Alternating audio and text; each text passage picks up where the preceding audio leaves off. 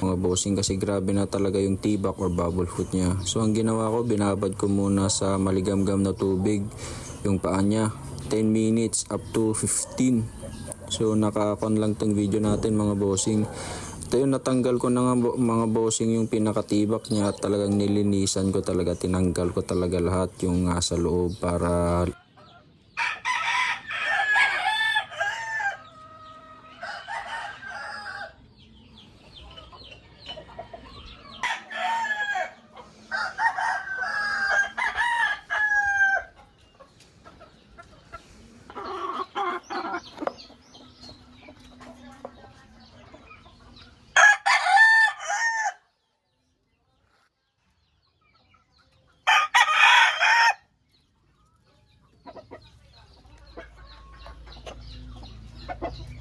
So what's up mga lodi, ito pala yung main breeder natin, Oak Grove.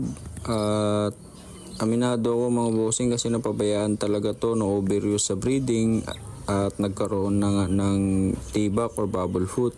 Ngayon na nandito na ako, itatry natin na agapan to mga bossing. Alam ko naman sa sarili ko na wala nang pag-asa, pero wala namang mawawala kung itatry natin agapan mga bossing, kasi grabe na talaga yung tibak or bubble foot niya. So ang ginawa ko, binabad ko muna sa maligamgam na tubig.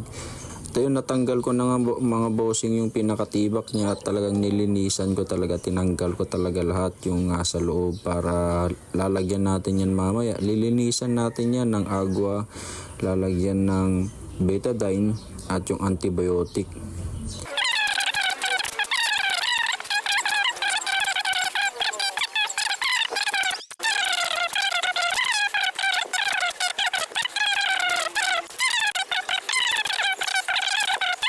Tapos cotton, tapos bandage. So ayan mga bossing, okay na yung manok natin. Sana talaga magapan to, kasi sayang talaga.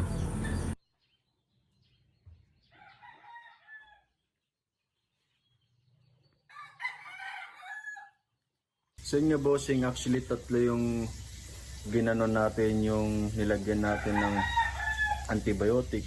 Yung dalawa, nag-start pa lang na magkatibak or bubble foot.